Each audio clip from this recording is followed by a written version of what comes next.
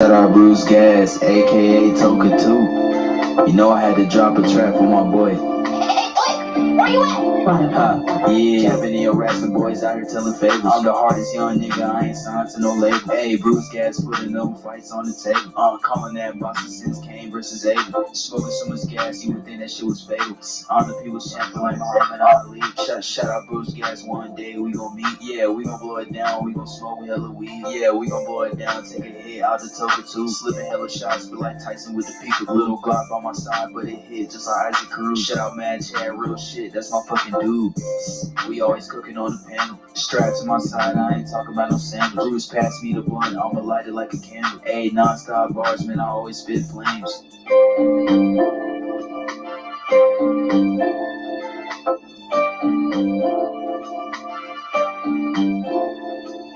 Feel like Bruce Gas always got a different strain. Bitch, you ain't like me, you can never feel my pain. You win and you lose, well, this a fight game. Don't beef on the net and the shit won't change. Said that on the stream, gotta do it for the game. Said that on the stream, gotta do it for the chat. I ain't undisputed. Yeah, hold on, I ain't undisputed, but I want all the straps.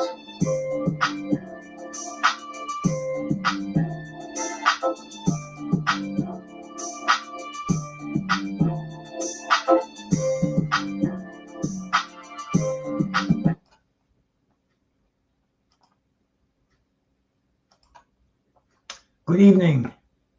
Good evening. All in one, and whoever else comes in here tonight, I appreciate it, man. This is Bruce Gas, boxing, jazz, and more. I'm waiting for the band to come on here live at Smalls. They're warming up. They're getting ready to come on right now. We're going to be listening to the Peter Brendler Quintet. Peter Brendler on the bass, Rich Perry on the tenor sax, Billy Dewars on the alto sax. We got Zach Lapidus on the piano and Paul Wells on the drums.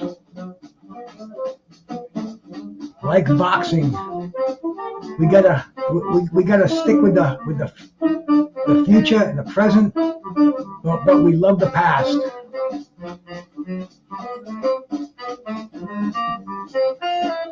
He sounds a little bit like a little Thelonious Monk in there. I'm not familiar with Peter Brendler at all. I do know Paul Wells, the drummer. Rich Perry, the tenor sax player, I've heard before. But these are this is what's happening in jazz today. So we're gonna keep that on, listen to it a little bit. But today, boxing is in a crazy state, my friends. We all know that. Showtime has closed down, and we're going to get into that a little bit, see how really that affects boxing. Too much, I don't know, man. We're gonna get into that subject. Let a few people bop in here today, and today, on this day, in 1958, the legendary hitman Thomas Hearns was born. Thomas Hearns, man, I grew up watching Thomas Hearns in the late 70s. Thomas Hearns came onto the scene, the Motor City Cobra. He was born on this day in Tennessee, of all places, Grand Junction, Tennessee. You figure Thomas was born, bred, will probably be found dead, but he was born in Tennessee. And as an amateur, Thomas Hearns had 155 fights with 8 losses. He only had 9 knockouts. The Motor City Cobra, the Hitman, the man with the right hand that knocked out Roberto Duran, and nobody's ever done before like that. That was the Hitman Hearns, man. And he learned to become a puncher. In his amateur days, he was a pure boxer. My brother Carl, shout out to you, man. Nando, my man. How you doing, my brother? Daniel, thank you for being in here, guys. I appreciate it. Got a little green dragon here, a little green dragon tincture. I'm laying off the smoke as much as possible. Health reasons for sure, man. Health reasons for sure. You know, the problem is when you get old, the people that hung out with me, most of these cats are getting real sick now, especially now. It's unprecedented. Let me do a hit of this. Listen to the jazz for 30 seconds. Bones, salute my man. How we doing? You know I have to keep my mouth shut for 30 seconds to get the sublingual absorption of this fine green dragon tincture, so bear with me for just a minute here.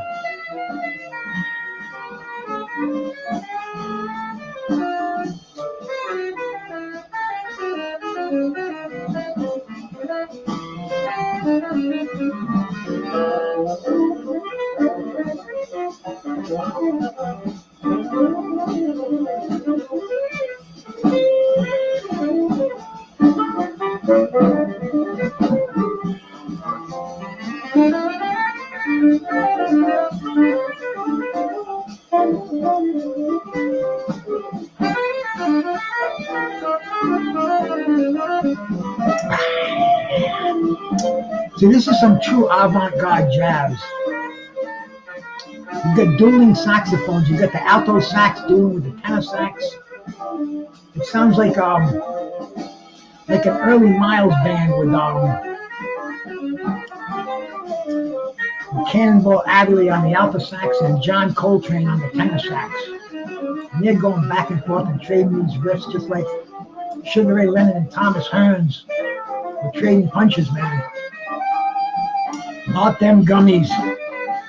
You know, I was gonna stop and buy some edibles the other day. I was in the city, but man, every time I buy them, this green dragon blows them away. Especially with that sublingual dispense method that we use with this. I hope that music's not too loud. I'm digging on it, man. This is my kind of jazz. Avant-garde. Really getting out there in some strange places. Man, you can hear that tenor sax doing the low, wah, wah, wah, wah, and the alto. Very, very avant-garde stuff, man. But, Thomas the Hitman Hearns. I saw Thomas Hearns fight early in his pro career. Let me see if I'm gonna have to cheat here when I do this. I'm gonna have to look on Box Rec or something because I saw all the fights, but I'm gonna have to refresh my brain a little bit.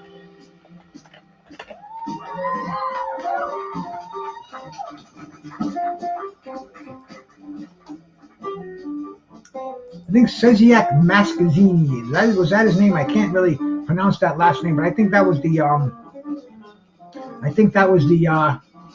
first Thomas Hearns fight that I saw, and that was on.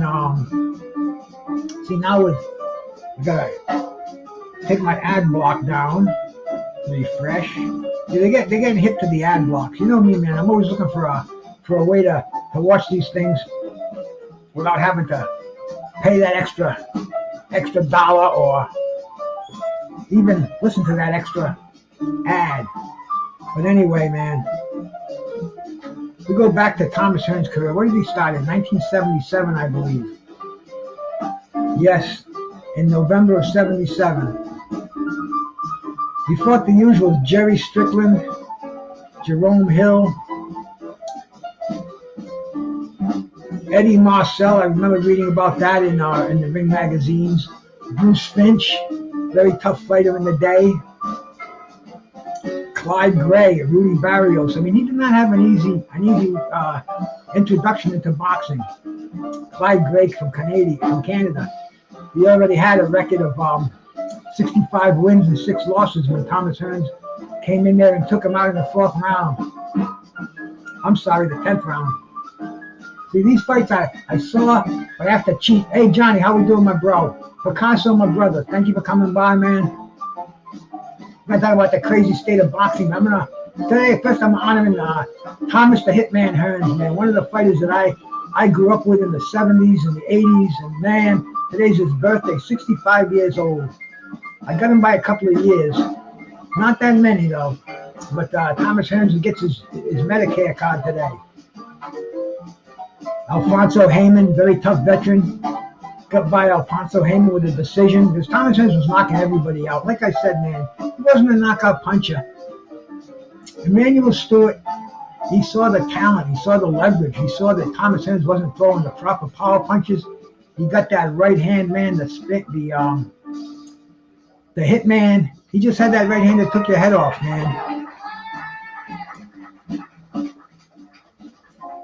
Senzak Madaguskin, and he was a former junior welterweight champion. I think he was one of the youngest junior welter champions aside from Wilfred Benitez. But he was another one of those guys who won a world title in his teens. Thomas Hearns had no problem with him. They took on him, the middleweight Mike Colbert.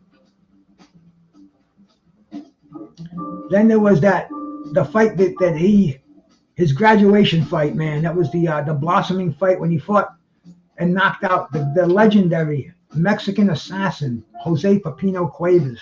And if you never saw Pepino Cuevas, this dude had a left hook. He had a chin of steel, first of all. I mean, tons of these fighters, and a lot of the fighters that Thomas Hearns fought, they tried to get by Pepino Cuevas.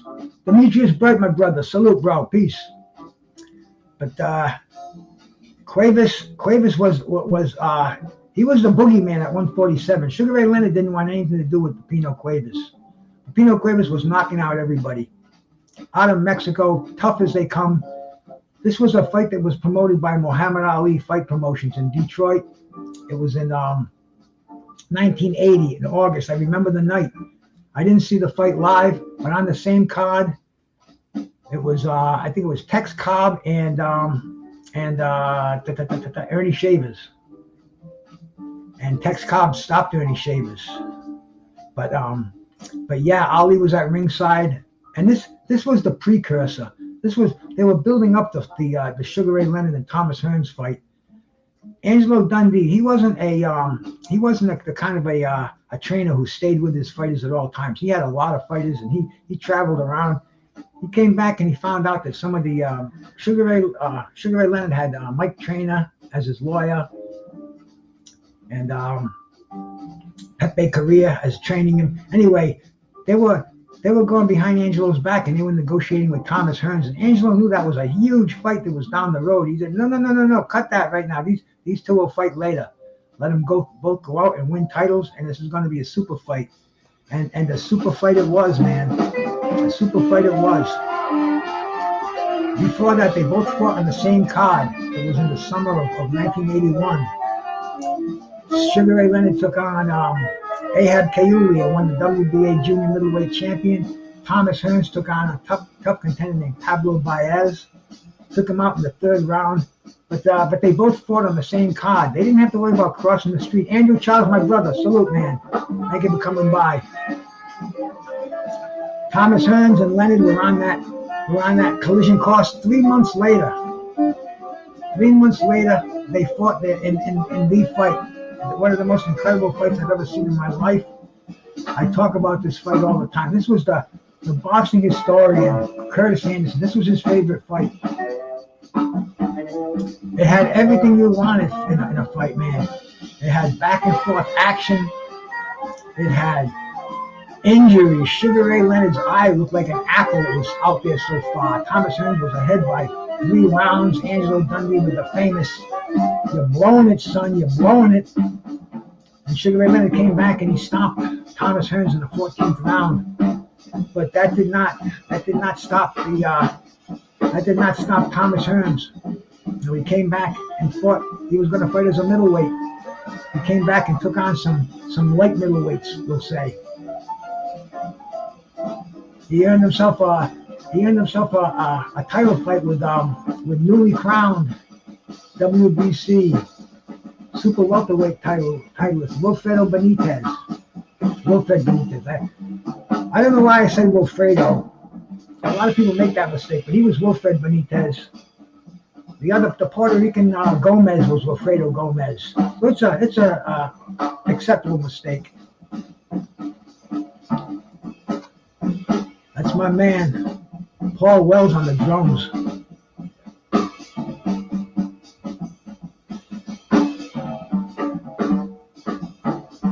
Jazz drumming, man, love it. But Thomas Hearns, man, like I said, he fought Wilfred Benitez. It was in December of 1982. I didn't see that fight live. It was pay-per-view. I didn't have the pay to view it. And that was even before the black boxes. Imagine that, man. Nah, Andrew Charles, man. You know, maybe, but don't envy, bro, because you're gonna see a lot more than I saw. You know,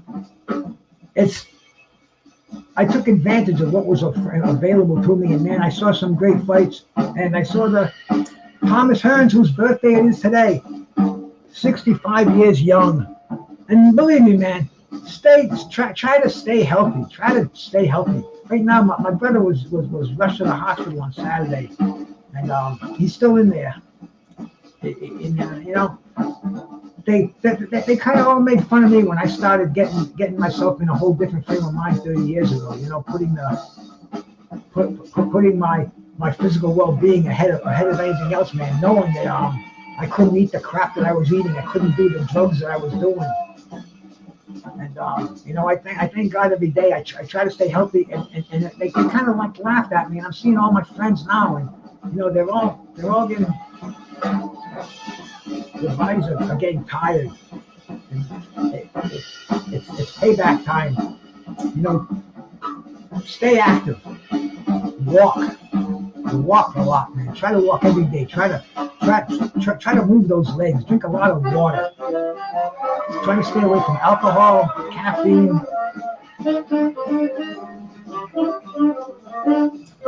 Yeah, Andrew, man. We're gonna get into that in a second. I'm gonna finish honoring my man Thomas, the Hitman Hearns, because he beat Wilfred Benitez, and that was a quite good fight too, man. There was a couple of knockdowns in there. Some say it was a boring fight, but once again, Thomas Hearns won his second world title, and this set the stage for a fight with marvelous Marvin Hagler. But before that. He went up against WBA junior middleweight champion, and before this fight started, the WBA stripped Roberto Duran, the great Roberto Duran, who had won the lightweight championship from the legendary. Who did Duran win his lightweight title from? Why is Jim Watt in my head? It wasn't Jim Watt. It was the other Englishman. I'll think of it in a second. But anyway, man, his next world title, Sugar Ray Leonard. After that fight, after the No Mas, people were kind of writing off Roberto Duran. He had gotten beat by Pat Cordell.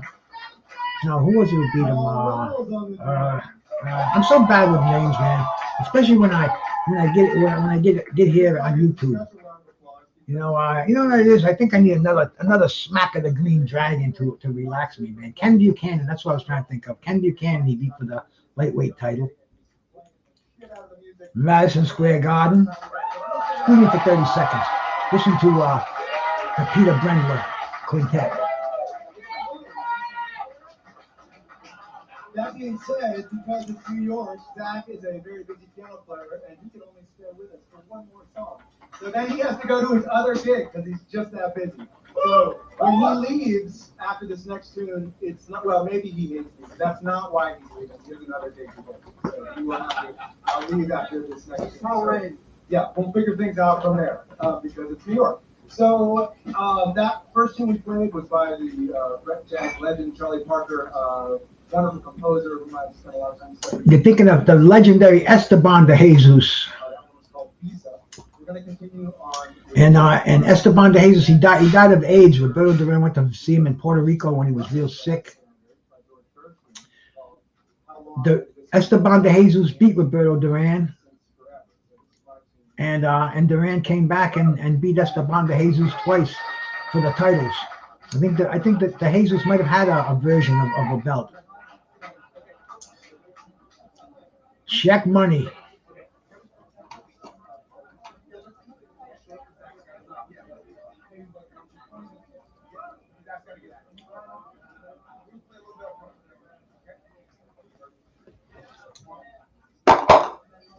Excuse me for 1 second here.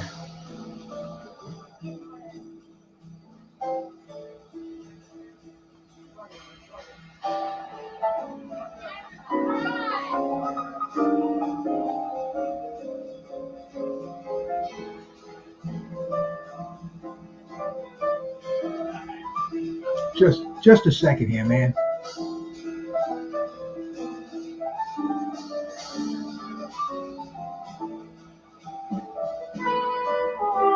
But yeah, that was when he fought Roberto Duran, man. That was on a Friday night.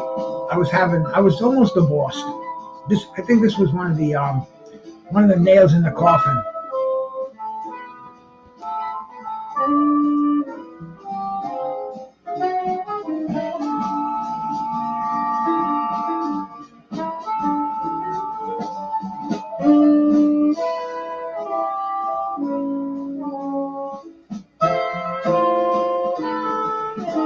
Oh wow, man. Thank you, brother.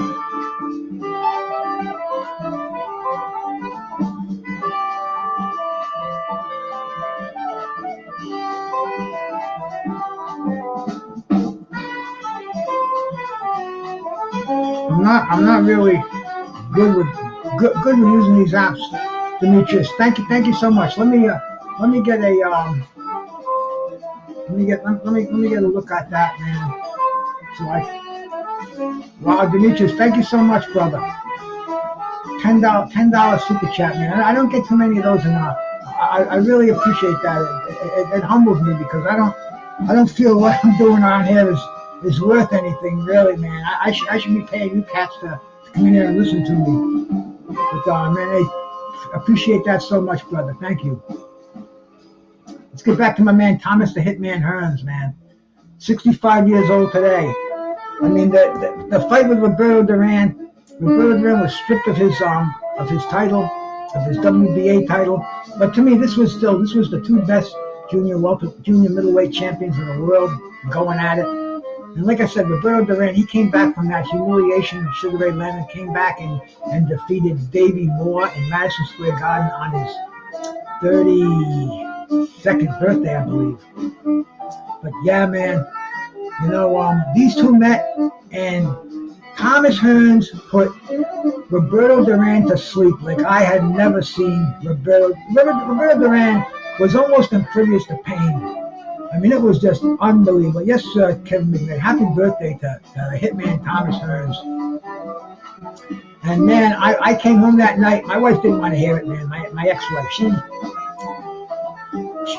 she was gone. But hey, thank you, Johnny Boy, man. I'm a jazz man. You know, a lot of people. It's background stuff right now. I can't just play the music that I like to play because I'll get copywritten, smacked down to reality over here. But I think I can play this live stuff in the background. I don't think it's copywritten. And this is going on right now. This is like being at a concert that we're listening to. Perry Brendler, an amazing bass player. That really crisp. He's playing the alto sax right now. I'm sorry, the soprano sax. That's Billy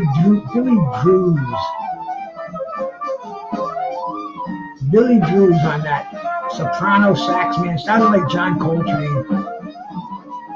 Wild stuff, man. Wild stuff. But yes, man, Thomas Hearns, the Hitman. After this, he took on middleweight contender Fred Hutchings, tough kid, man, tough junior middleweight, 27-1. He was 27-2 after being TKO'd by the Hitman Thomas Hearns. And then we had possibly the greatest 9 minutes of boxing. And dude, I remember this one, man. Thomas the Hitman Hearns and Marvelous Marvin Hagler. And believe me, I live in Haglersville, man. The bars were popping that night. I went to this bar. It's called the Penalty Box. It was right near the old Rhode Island Auditorium. It used to be a lot of cops, a lot of firemen used to hang out in there. A lot of drug dealing going on there too, man. I did a handful of biking, and I'm sitting at the bar sipping on rum and cokes. And who comes in? My ex-wife. And she wants to go to the fight. And first of all, they have a big satellite in this bar. This was the days when you could have a big satellite dish. They were about 6 feet in diameter. You could tune in these fights.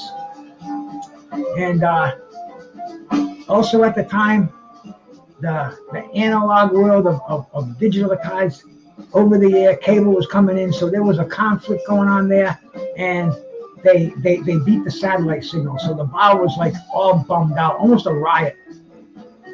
They couldn't show the fight, they couldn't get it in. They were having a closed circuit showing of it at Brown University, which was within walking distance of the place. I walked. I left my ex-wife. I snuck out the door. I went to Brown University.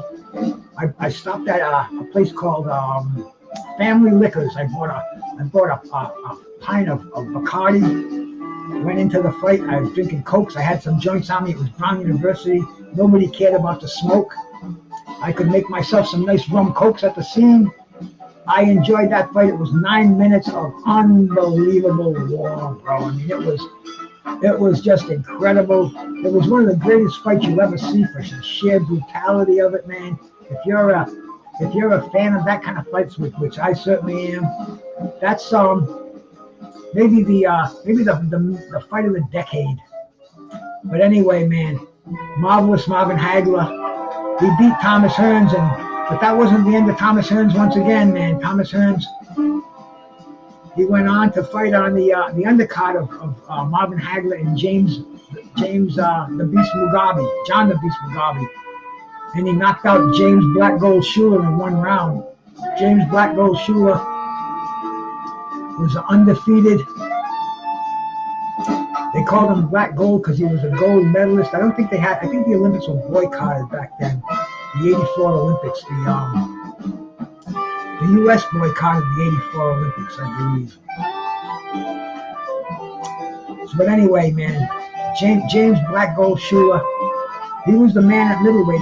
He was going to be fighting Marvin Hagler if he got by Thomas Hearns. Thomas Hearns knocked out James Schuler in the first round. James Schuler died right after that in a motorcycle accident. But Thomas Hearns continued as a middleweight. In fact, he fought Dennis Andres, the WBC light heavyweight champion, early in 1997. And I remember that fight. It was on the afternoon on CBS Sports Spectacular, I believe. But once again, Thomas Hearns has got his fourth world title.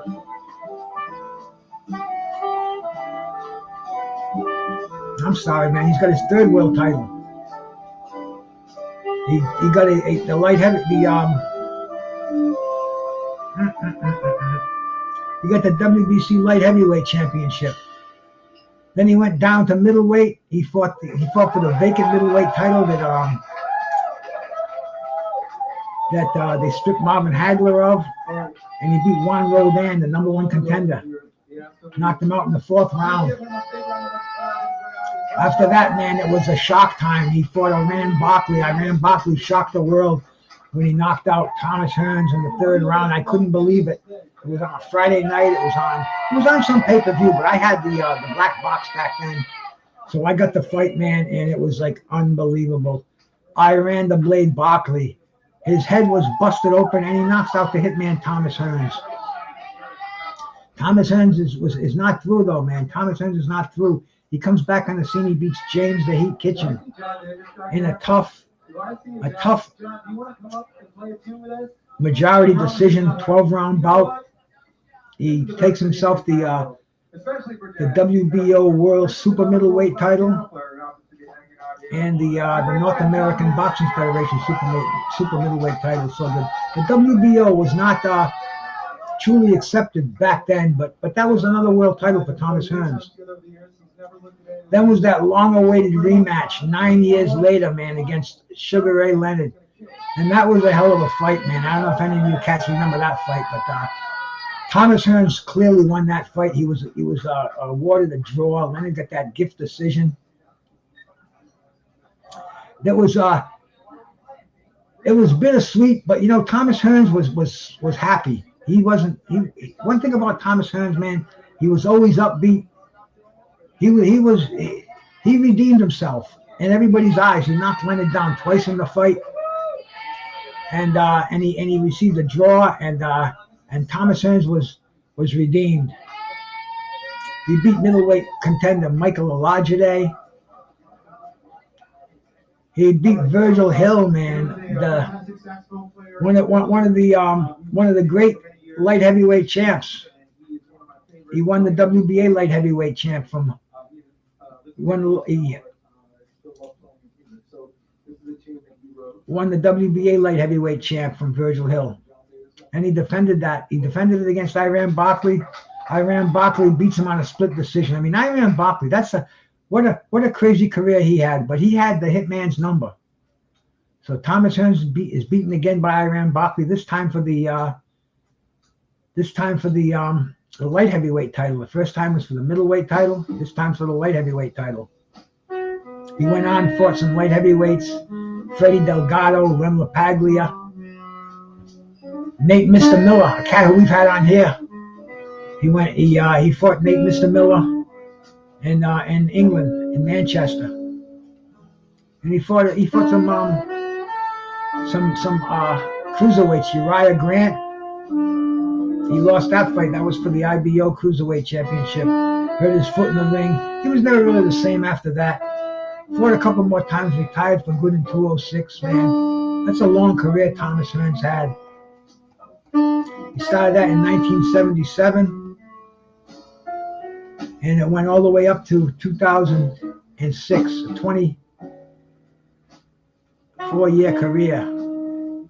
For the Hitman Thomas Hearns, who turned 65 on this day today in 1958. So, man, let's shout out to the Hitman. A true icon in this game, man. Anybody who thinks he wasn't, you've been watching the wrong game.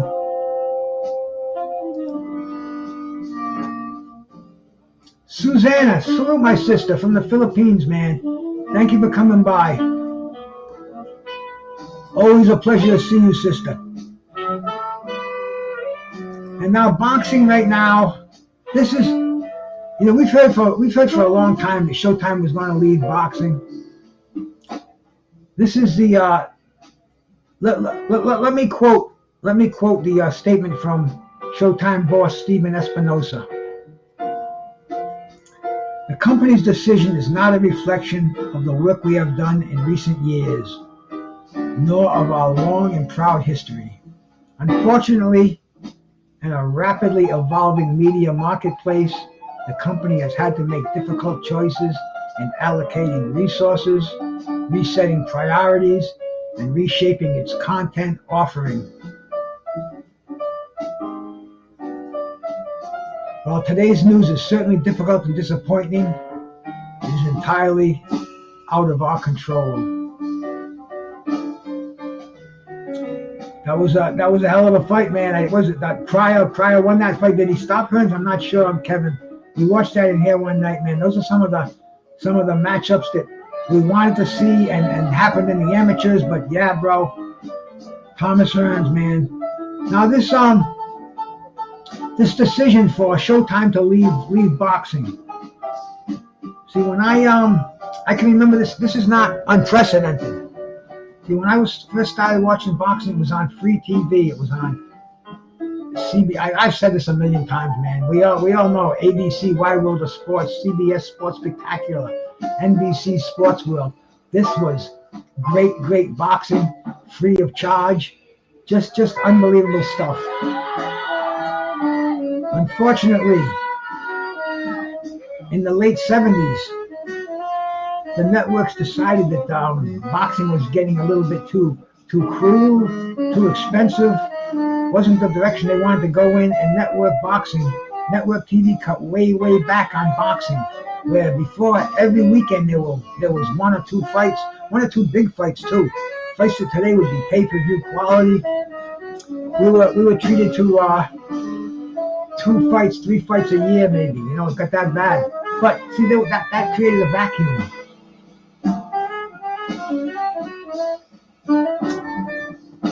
It also created the ESPN's Friday night to Wednesday night, whenever they had them. But all of a sudden, the birth of cable TV and boxing was big when cable TV first came out. I was so jealous. I didn't have it in my town. It was in different parts of the state, and I'd go over to friends of mine's houses. I'd sit there with that cable box, man, with that remote control, and I'd be like, holy shit, this is from the Felt Farm the other night. We were down in Barcelona. We're watching fights from Spain. We're watching fights from UK, Mexico. They had all. It was like almost a continuous loop. I remember staying at my brother-in-law's. I woke up at like 3 in the morning. I turned cable on, and there's live boxing. I'm like, wow. I mean, but see that this was the vacuum. The fans, we still wanted to see boxing, but the networks and see at the time it was a very limited market. You only had about 7 over-the-air broadcast channels, only 3 major networks, maybe 7 channels, including a few like VH channels, UVH or some crazy name like that. But anyway, boxing found a way back into our hearts, and it thrived, man. It thrived in the early 80s, all through the 80s. These were the greatest days. This is when HBO took boxing on, the era of Mike Tyson. HBO had that heavyweight tournament that was just unbelievable. Every heavyweight in the world was involved in that tournament. You know, some didn't complete it to the end, but I mean, it was the shits for boxing.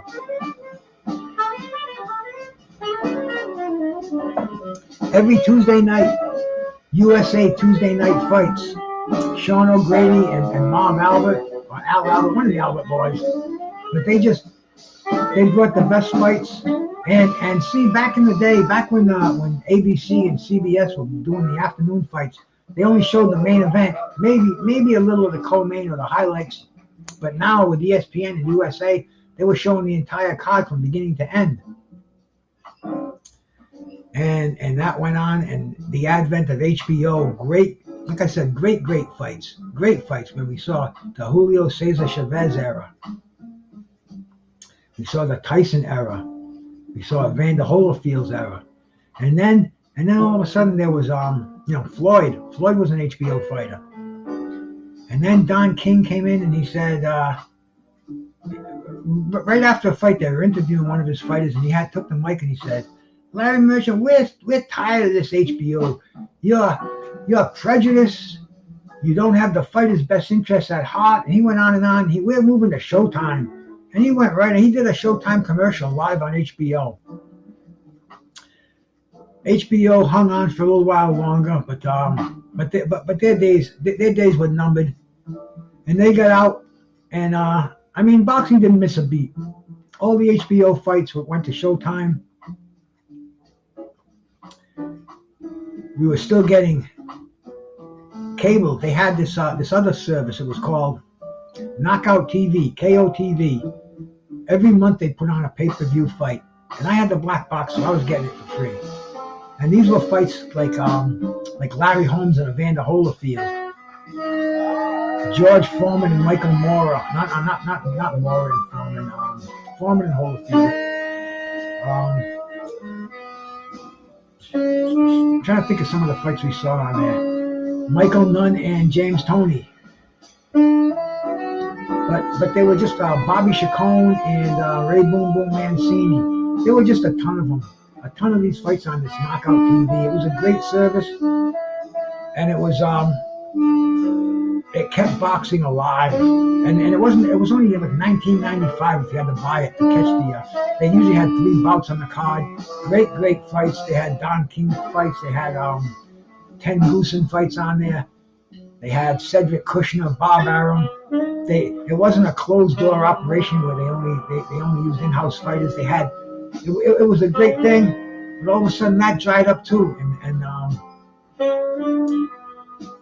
And you know what took its place? The internet. The internet came around back in the mid '90s, and boxing was on different platforms. You know, we still had Showtime. We had the pay-per-views that would come on, and they were events though. The pay-per-views, they only had cards that we wanted to see, fighters that we wanted to see. Like I said, the Mike Tyson fights, you know, the good Mike Tyson fights, the Tyson Spinks fights, I mean, just a plethora of great fights that had an outlet. And now Showtime's decided they're not going to show boxing anymore, and people have their panties in a bunch. And believe me, that's not the end of boxing. Boxing is still going to thrive. It's going to create openings because see, boxing doesn't take a lot to stage a boxing match. You get a venue, you set up a ring, you get 2 guys in there, and you get a camera there, and you can make a production out of that. And this is what the boxers don't seem to understand. This is what some of these YouTube creators out there, they think they know all the answers. They think this is going to kill boxing. Nothing is going to kill boxing. Boxing survived way worse than this. Even before I was a fan, boxing survived the 60s with when Emil Griffith killed Benny Parrott in the ring on live TV. And boxing was banned for a long time. They were calling it inhumane. They wanted to ban it as a sport, but boxing is truly a gentleman's sport, and boxing will survive. Paramount is Paramount going to buy it? I have no idea. I don't even know really what Paramount is. These are all just media outlets, media mongrels. They control what we watch. They just have to give us what we want to watch. And I don't think that the pay-per-view that's not going to fly anymore. As long as there are ways where these fights are now. See, with me, I don't know if it's an ESPN fight, if it's a zone fight, if it's a PBC fight. I watch all my fights on Stream East. I go to Stream East, and there's about 50 different channels to go on to watch whatever boxing event is on. Even if it's on over the air broadcast, you can watch on free TV, which is a rarity these days, or even ESPN. You have to have a cable service to watch that, I guess, right? I've been doing this for, let's see now, man. I cut my cable, I guess about 4 years ago, maybe even longer than that. Just digging on the internet. My music, all through the internet now. I used to be an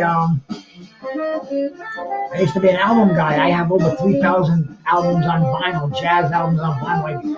Before I started collecting jazz in the mid '70s, I had rock, man. I was a Led Zeppelin, Grateful Dead, Boss Skaggs. I mean, whoever might have been at the time, Traffic, man. I had Beatles. I had tons. I was always music. I love music. Music is as important to me as boxing, which is why I'm digging on the Peter Berlinger quintet in the background here, man. But see, we're in a whole different era right now. We're in the internet era. This is fast media. Salute my brother Skywalker, man. How we doing, bro? I see you showing the pro boxing fights over there, man. I didn't want to take the chance, bro. I wanted to come out here and get a few, get a little bit of a show in here. I wanted to honor the Hitman Thomas Hearns on his 65th birthday, and I wanted to talk about a little bit about the state of boxing. It's in a king's wreck. Everybody's in a frenzy. This is the end of boxing. HBO, they got out with while the getting was good. Showtime didn't come on to be an original boxing channel.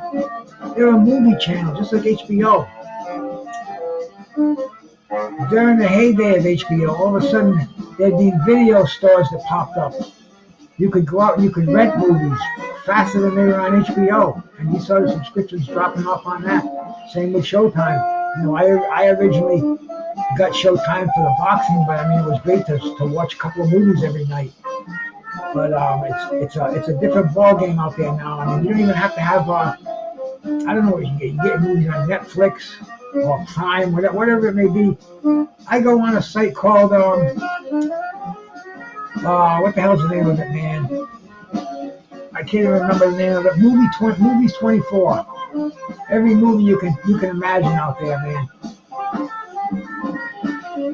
Nah, Johnny, I'm not a link dropper, bro. I come up here, I just like to get it off my chest. I'm not into just sitting around with open panels. That's Mad Chad's thing at the tavern over there. I like going over there and getting in some free smoke. I'm just kind of kicked back over here, man. I don't wanna talk over anybody. I don't want anybody talking over me. So I just open up my own channel for a bit. I don't stay on here too long, you know. Try to work out maybe an hour. But I appreciate that though, bro.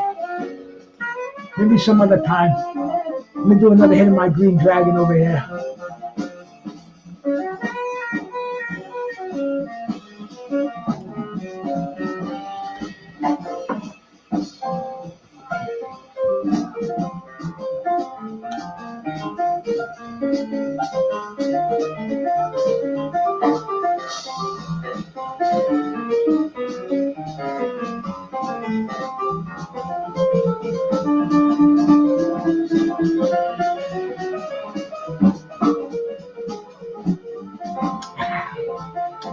Whew.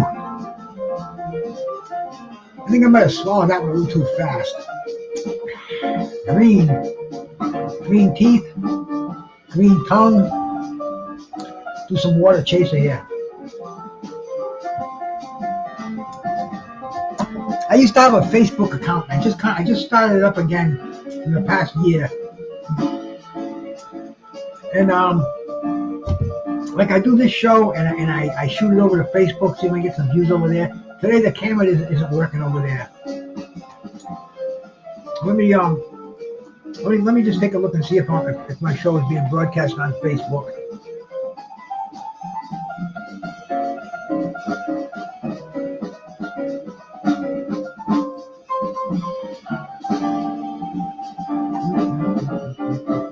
My wife's on there a lot. She commented on my photo 3 hours ago. But anyway, I don't know if it's being broadcast on it. It was supposed to. I think I tried to set it up when it was. I got to become more internet savvy. That's a problem that I have. I'm a child of the '70s, bro. I used to walk in an elevator and there was a guy there who used to press buttons for us. That's how technically inept my generation is. But I'm starting to learn. I figured out how to clear data out of my phone. I did a short today. As a matter of fact, I put out. I like putting out those shorts. They're easy to put out there. They get a lot of views. And I put one out today. The one I put out today was the Hearns, Thomas Hearns birthday, man. Big day. And let me see. Yeah, I got over 500 hits already on it. I put it out this morning. I kind of dig making those shorts. Maybe that'll get me up there a little bit so I can get my channel monetized. Get the message out there a little easier. But yes, my friends, boxing is not in a downfall. Boxing is gonna rise from this. MMA fan, how we doing, my brother? I appreciate you coming over here, man. This is not going to kill boxing at all. This is going to create other outlets. Man, you know, this weekend we saw this fucking crossover internet creators boxing thing, man. The Tommy Fury, the KSI, the Logan Paul, and what was his name? Just Daniel something or other. It wasn't Daniel Dubois, but it was another influencer. The thing was a basic joke. No boxer worth their salt. Tommy Fury's not going to win a championship. I mean, it was truly a joke. It got over 1.5 million pay-per-view buys. It's up there. I don't know if it was over 1.5 million, but it's over 1 million. But it just goes to show you, misfits boxing. There you go, MMA fan. Bro, see, that should not affect legitimate boxing. Let them do that, bro. Let them fucking do it. Maybe you'll get some of those kids over there that'll start scratching their heads and saying, geez, I wonder what's going to happen if I see somebody with some talent do this. In fact, I think that fight with, what the hell was his name? The big YouTube cat, Salt Pappy. I saw him about 3 or 4 months ago, big and fat, waddling all over the place. This time he comes on there, and he's lost a bunch of weight. Let me use my backrest over here. See, I get this cool couch that I bought. Very, very comfortable. Almost like an office chair here. I can move the back up, move it down. But anyway, man, where was I? Dylan Danis. There you go. He was a bum, man. That was pitiful. That was the worst fight on the card. Just unbelievable. And boxing has nothing to fear.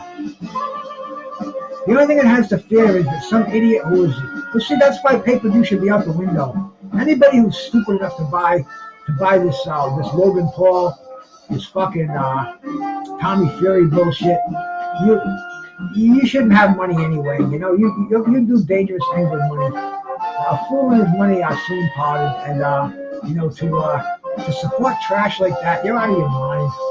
You gotta have more money than brains. That's all I can say, bro. And it's as simple as that. But I watched it. I streamed it in. I went to Stream East, checked the card out, and I was amused. Let's put it this way. I was amused watching Saul Pappy get beat by that the skinny hitman. That was kind of interesting. And just watching it. Tommy Fury says afterwards, "I'm done with this. I'm going back to the standard boxing." And then today, what do I hear? Is it the dude's name John Davis? Hey, my brother BBO, how we doing, my man? The good news is it's early in Grants Village. There's so much more music going on at Smalls, at Metro across the street. Stuff goes on till 1. See, this is a live concert that I'm listening to here, and I think they're taking a little break in the action, man. The Paul Brendler Quintet. They're live at Smalls Jazz Club right now, man. This is, like I say, man. You know, people tell me that I'm the boxing villain because I like to talk about the old fighters, man. I like to talk about the classic boxers. As a matter of fact, even like right now as I speak, what shirt do I have on, bro? I got the Cincinnati Cobra. Ezra Charles, man. One of the greatest light heavyweights, former heavyweight champion. This is how boxing is like in this head, man. This is how boxing is a driving force. Boxing, jazz, and more. I think the band is through with their introductions, getting ready to step up. But yeah, see, like I talk about the classic boxers. Like I went over Thomas Hearns tonight. I do that with the jazz heads too, man. My favorite, Miles Davis. Charles Mingus, Charlie Parker, Bud Powell, Thelonious Monk. I mean, I could go on and on and on. I could talk about jazz like I do boxing. But see, I talk about the classics like my boy over my shoulder there, man. I got Marlon Starling, and I got Marvin Hagler, and I got the poster of Whitaker and Chavez. And this is that's the past. That's what we cherish. That's what we look back on. But the future, just like in boxing, man, just like in boxing, jazz, there's a future in jazz. And right here, bro, the Peter Brendler Quintet. This is what's going on today in jazz at the jazz clubs in New York City, bro. Smalls Jazz Club in Greenwich Village. I'd love to be there, bro. But unfortunately, I'm here. And see, this is the beauty of the internet. They get these live streams going on. This is Smalls Jazz Club. You could go there and sub to that channel. You ever want to hear some very cool progressive jazz? They do it every night. And I've seen some of the masters there too, not just these new improvisational wizards. I saw George Coleman, former Miles Davis tenor sax player. He was there a couple of nights ago, and I saw him live at a Smoking Jazz Club in Providence, man, back in the 1980s, 81. Smoking a cigar like this. Cigars in my fingers like this. The joint is in this finger. The cigar clouded the smell of it. Nobody really cared anyway back then, but jazz and boxing go hand in hand. And anyway, man, right now, Smalls Jazz Club, and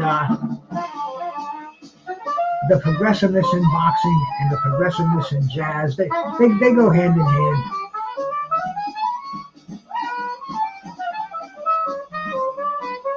And is the closing of Showtime going to affect boxing? Maybe a little bit in the beginning, but they'll pick it up again, man. You know, we've still got the Zone. We've got Top Rank right now, still in operation.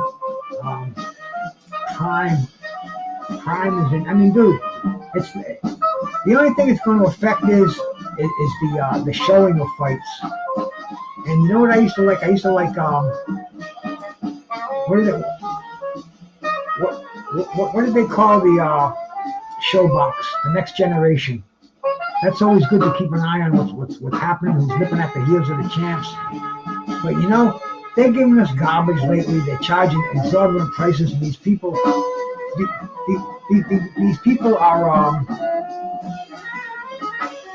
they're caught in between it. I have people yelling at me because I say fuck pay-per-view. Don't support that industry, because that's it's a dying industry. $80 for these fights, dude. You know, Charlo and Canelo last week or 2 weeks ago, whatever it was, that fight was putting me to sleep. Imagine paying $85 for that. Just ridiculous, man. Just ridiculous. Boxing is going to become more fan friendly. They have to. I mean, everybody's saying it now. It's starting to sound tired. They have to get sponsorships. They have to present these fights. We're on such a great platform here, man. YouTube, Pro Box is doing it right. It's doing it tonight, man. My brother Skywalker Boxino, formerly known as Skywalker Boxing, but YouTube shot him down for showing some stuff that they said he had no right to show. But, bro, I mean, see, that's the thing too with the music. Why do you get copyright strikes? They should be happy that you're playing other people's music. This is an era where all you have to do is type it in your search bar, and you're gonna get it. So boxing's gonna thrive again. Who knows, man? You know, you got other networks out there. You've got all these small upstarts. They can pick up boxing. Maybe you're not going to see the fighters making these exorbitant inflated purses that they're making now. But that's I mean, this is the nature of the beast. There was I don't know if any of you cats go on my on this day page. But if you don't, please do, because it's a cool page. And the on the community page yesterday on in 1969, I believe, in 1969, Jose Napoli's and Emil Griffith, they fought for the welterweight title. It was owned by Napoli's. Emil Griffith, a five-time champion. You know how much they made for that? And this is 1969 money, so I mean, you gotta take into account for inflation. But Napoli's the champion. He made $80,000 1969 money. That's the equivalent of $660,000. He's fighting Emil Griffith. He made half of that. So he's fighting today a five-time world champion, fighting for $300,000, and an undisputed welterweight champion fighting for $660,000. I mean, it just, compared to today's money, the fighters today would laugh at that. Belt holders today, they'd say, bullshit, I'm not fighting for that. But now, man, they fought two Hall of Fame fighters, Emil Griffith in the inaugural 1990 Hall of Fame at Canastota, the International Boxing Hall of Fame. There's many Hall of Fames throughout the world, and this is the Mecca. This is the shrine. And they had an undercard too. Chuchillo Castillo and Raul Cruz, two great Mexican stars. They had Manuel Ramos, the Mexican heavyweight champion, against a dude named Jack O'Halloran. He was 6'4", 240. And anybody who doesn't know Jack O'Halloran, the Bud Files, salute. Jack O'Halloran was the guy who played, if you ever watched the first Superman movie, They had those three guys, the three bad guys, Zod. They had the hot-looking chick who looked like Pat Benatar. Then there was this other big guy who was a strong guy, had the superpowers. That was Jack O'Halloran. He was a heavyweight, big, tough, but never made it more than the club level. And he was on the card too. Anyway, man, they made these cards fan friendly, and that's why boxing thrived, and fighters fought for legacy. And today it's a, we're in a different global economy, so the money is going to be there, but they need exposure. I mean, Thomas Hearns, the man of the hour today. How many fights did Thomas Hearns have before he got big recognition fights? Let's take a look, man. Let's take a look. Thomas Hearns, like I said, he started fighting in 1977. He was a Golden Gloves, National Golden Gloves champion. Very high honor. He didn't fight in the Olympics that was the year after the Olympics. I think he got beat by Aaron Pryor in the Olympic trials. And he turned pro in 77. He had his first year. He didn't start till his first fight was November 25th. And in that year alone, he had 3 fights. He had 2 more fights in December. That's about what a fighter fights in a year today. And this was Thomas Hearns' first month of boxing. After that, in 1978, let's see, 1, 2, 3, 4, 5, 6, 7, 8, 9, 10, 11 fights in 1978. I mean, dude, these guys earned their reputations. They earned their money. They went out and they fought the hard way, bro. I mean, they did it the hard way. They earned their bones, and they went like they would fight in different states. Sugar Ray Leonard went on tour. He did like the Providence scene when I was there. The mayor came. They gave him the keys to the city. They had they did the same thing in Hartford. He fought there. He fought in Boston. He fought Dickie Eklund. But this was how boxers got recognition. They appeared live. They appeared more than 2 times a year, more than once a year. That's why these fighters that's why nobody knows who they are today, because they don't have any of the recognition, because nobody knows who they are. I mean, Keith Thurman, one of the saddest cases going, man. He's still an active fighter.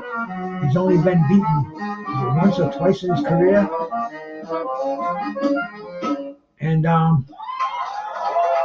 because he's turning down the fight, the person they want to give him, saying that they're insulting. So we're not getting, right now he wants a multi-million purse. I heard that he's fighting Danny Garcia. I don't know. I hear all kind of things on the internet. I heard that he was going to fight Floyd and all kind of crazy bullshit. But a wasted career. I don't know what's on Keith Thurman's mind. We do another blast of this. Get my head in the right frame of mind here.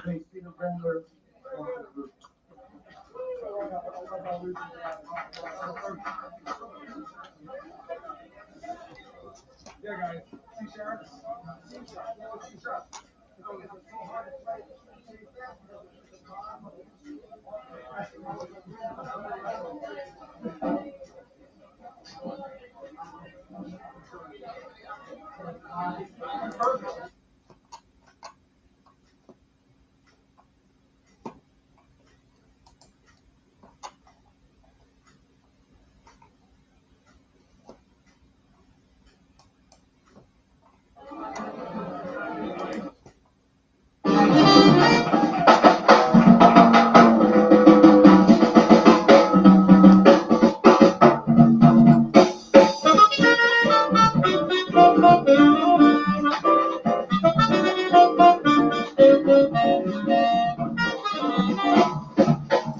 That's the Eric Alexander Quartet. They played at Smalls on the 16th a couple of days ago. Eric Alexander on the tenor sax, Mike Donald on the drums, Alexander Clayton on the bass, and Aaron Sheber on the drums. Once again, live at Smalls Jazz Club in New York City. Great background stuff, man. Great background stuff. And once again, don't worry about boxing. Boxing's only on. It's not gonna go anywhere. What they have to do is they have to improve the product, accessibility, and make the fights that we want to see. These fights, bro. I mean, back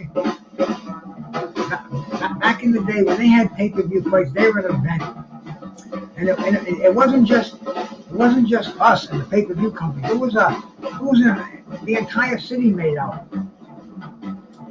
They had when they had Sugar Ray Leonard and Thomas Hearns, everybody knew that fight was happening. It was a weeknight. The restaurants were all booked. There were 3 deep at the bar. I mean, dude, it was the economy. It stimulated the economy. This is what boxing did back in the day, and it doesn't do today. So,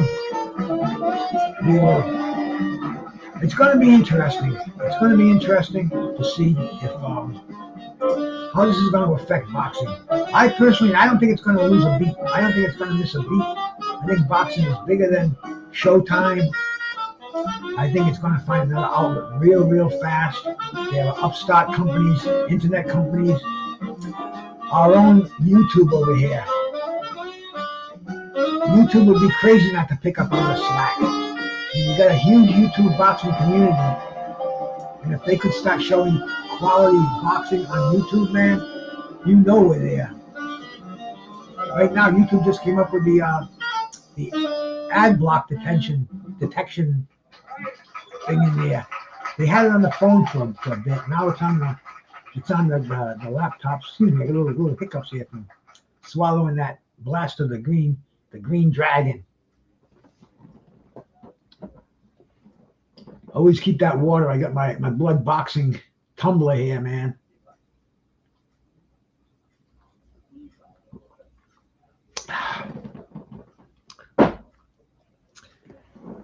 So now I don't know when we're going to see the last fight on Showtime. I'm sure that's going to be bittersweet.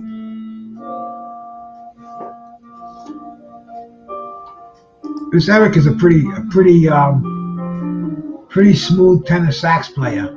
I've never heard of the dude, Eric Alexander. Let me check out where he's from.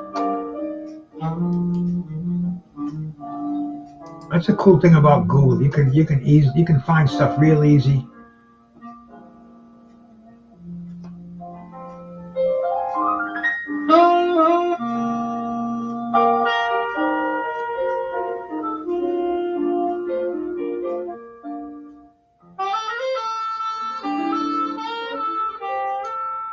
Yeah, he's fairly well known here. There's a lot of Eric Alexanders on there, but when you put Eric Alexander jazz and it's in there.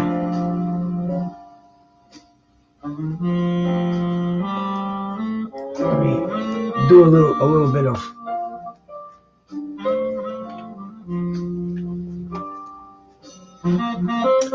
searching here for him and see where he comes from.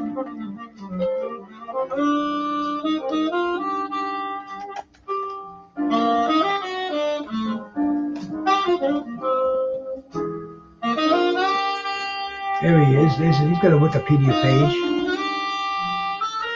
He was born August 4th, 1968. Oh yeah, man, he's worked with some legends. He's worked with Ron Carter, famous bassist, drummer Idris Muhammad, guitarist Pat Martino, Peter Bernstein, Joe Farnsworth. He's got a very impressive discography out here. Great little sound here, man. You can catch these cats. Like I said, I got to get to New York one of these days to check out Small's Jazz Club.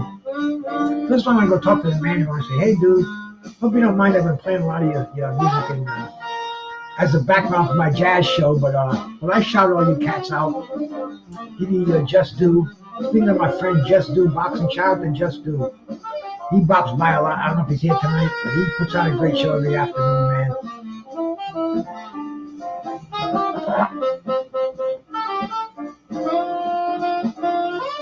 So,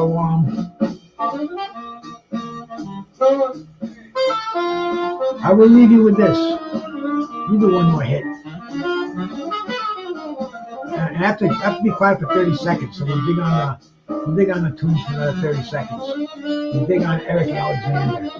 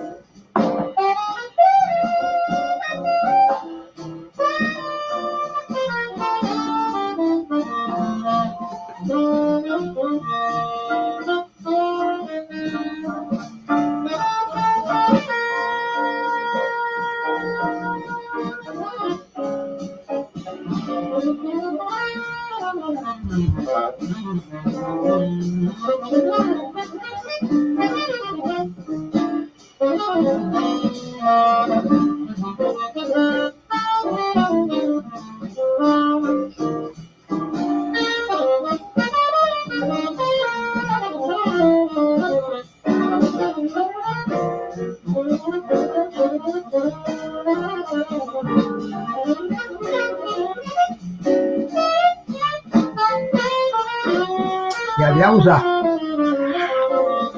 hell of a sublingual absorption there. See, right now I'm looking out my window at the Mount Hope Bay, and there's a dredging boat out there. I can see the headlights. It's going along slow, and somebody told me there's like this thing called coral shrimp out there.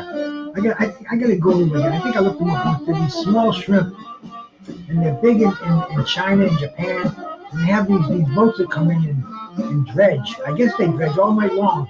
I've never seen them during the day. I only see the headlights out there. Maybe it's KBG. Who knows, man? It could be a spy out there. You never know, man. You never know. We're looking at the Atlantic Ocean, the Mount Hope Bay, and the inlet of the ocean. I mean, you can literally get out here, get in a boat, and you could go to China. You could go anywhere you want. There's no borders out there. You know, it's the ocean. It's Smugglersville, man. But somebody told me that there's cruiser boats that do the Mount Hope Bay for these small shrimp, real small things, and they do it at night too, which is weird, you know. It's 10:15. I wouldn't want to be out there in the dock on a boat dredging for shrimp unless they were paying me some real good dough that I could save up, and then when I went home I'd have a fortune. I wouldn't have to work for a year. But it's interesting. Like I said, I'm going to have to look into it to see exactly what it is. And I'll leave you on that, man. You know, I just wanted to come on here, like I said, celebrate the 65th birthday of the great Thomas the Hitman Hearns. Nick Smith, what's happening, brother? You know, just talk a little bit about the Showtime. And as always,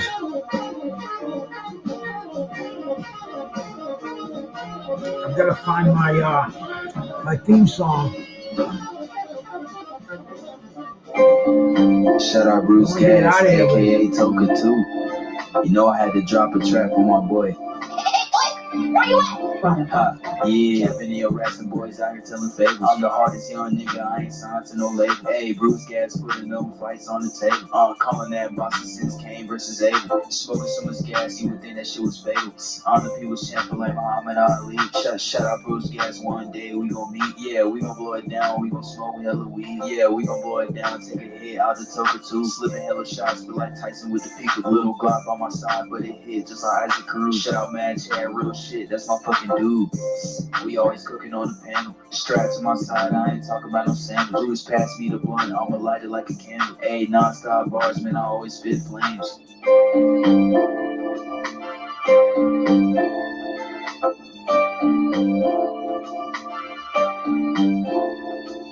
Feel like Bruce Gas always got a different strain. Bitch, you ain't like me, you can never feel my pain. You win and you lose, well, this a fight game. Don't beef on the net and this shit won't change. Said that on the stream, gotta do it for the game. Said that on the stream, gotta do it for the chat. I ain't undisputed.